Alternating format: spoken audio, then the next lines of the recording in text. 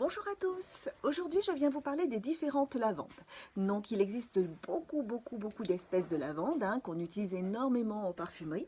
Donc je vais vous en citer trois essentiellement que vous pouvez trouver régulièrement dans le commerce. Et donc on va retrouver la lavande fine ou la lavande officinale ou la lavande vraie, elle porte le même nom, ou bien la lavande aspic ou bien encore le lavandin.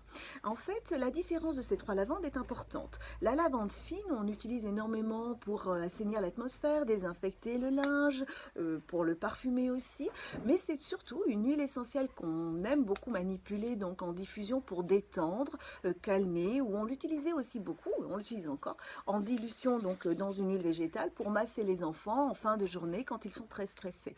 Donc en effet c'est une huile essentielle qui relaxe, qui détend, mais on l'oublie souvent que c'est d'abord une huile essentielle qu'on utilise parce qu'elle fait partie de la famille des monoterpénols qu'on va utiliser d'abord essentiellement l'hiver pour calmer justement la toux, pour apaiser un petit peu justement les maux de gorge ou tout ce qui est agrippal. C'est une huile essentielle toujours diluée dans une huile végétale que l'on utilisera donc en massage ou sur les poignets quelques gouttes ou bien en diffusion donc dans un diffuseur dans la maison. Et c'est vrai que c'est une huile essentielle qui est très efficace sur les virus. Donc pour la lavande vraie, donc elle est quand même facile à manipuler, même si encore une fois je vous la déconseille en cas de grossesse, chez les jeunes enfants et puis en cas de pathologie lourde évidemment. Mais c'est une huile essentielle qui est très agréable à respirer.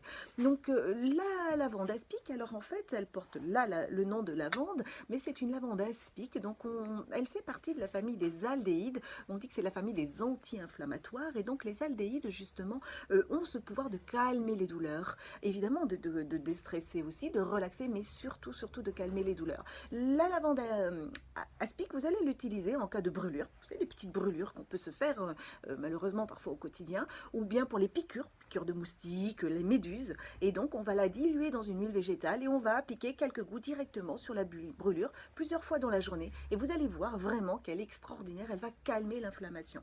Donc là, la lavande aspic, on l'aime énormément dans ces cas-là, on va l'utiliser donc localement et c'est vrai qu'elle est très efficace. Attention, elle contient légèrement du camphre et il ne faut surtout pas l'utiliser ni en massage ni en diffusion chez les personnes qui font de l'asthme, et encore une fois chez les autres personnes, femmes enceintes et les jeunes enfants, on ne l'utilisera pas non plus. Le lavandin, alors c'est une huile essentielle que j'aime énormément, qui est très chargée dans sa famille biochimique en esters. Et les esters, c'est vraiment la famille qui détend, qui relaxe et qui va aider donc soit nos enfants à partir de 8 ans, soit nos ados ou nos adultes en diffusion, de les détendre. Donc vous les mettez quelques gouttes dans un diffuseur en fin de journée, où vous allez la diluer dans une huile végétale et masser au niveau du plexus plusieurs fois dans la journée. On va en mettre encore quelques gouttes sur les poignets, et c'est vrai que c'est une huile essentielle, le lavandin, qui est merveilleuse pour relaxer, détendre, calmer les spasmes et calmer les douleurs dans différents cas. Donc ce sont trois huiles essentielles différentes que l'on va proposer donc dans différentes pathologies. Ce sont des huiles essentielles merveilleuses qui sentent merveilleusement bon et qui sont vraiment très efficaces donc, dans ces différentes pathos. Voilà, je vous dis à très bientôt et surtout prenez soin de vous.